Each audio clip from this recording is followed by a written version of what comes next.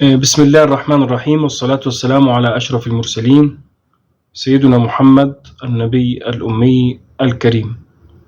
أهلا بحضراتكم، يا رب تكونوا بخير وصحة وعافية، ومبارك عليكم الشهر. ربنا يتقبل منا ومنكم كل عمل صالح، ويتقبل منا ومنكم الصلاة والصيام والقيام.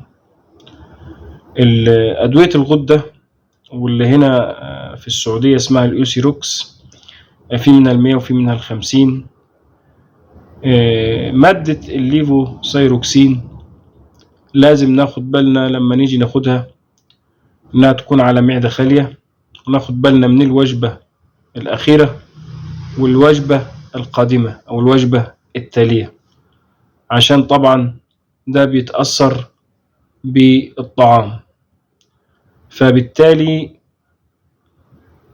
انت كمريض بيستخدم هذه الحبوب، او انت لو تعرف حد معاك كبير في السن او مريض، ايا كان بقى، كبير في السن صغير، ولكن انا اقصد في كبير في السن اللي هو ربما يكون مش واخد باله من المعلومات دي، لكن طبعا الصغير في السن بيعرف يعني يشوف الفيديوهات ويشوف يعني المعلومات الطبية عن الدواء بتاعه، فربما ما يحتاجش. عشان كده ذكرت موضوع الكبير في السن، يعني ملوش علاقة بحاجة في الدواء يعني.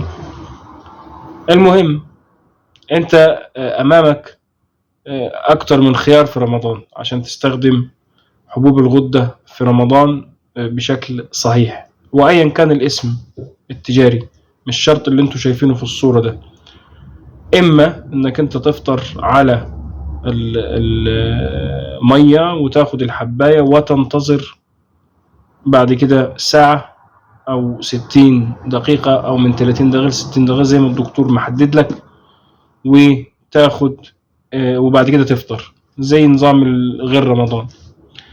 يا اما تفطر المغرب وتستنى 3 ساعات او 4 وتاخد الحباية، تمام.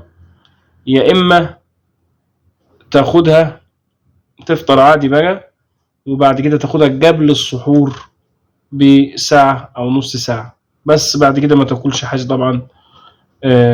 لو انت خدتها في اللي هو النظام انك انت تفطر وبعد كده تستنى 3 ساعات وتاخدها، ما تجيش بعد كده بعد ساعة تروح واكل، لا، اقل حاجة مثلا ساعة، ساعة ونص، تمام.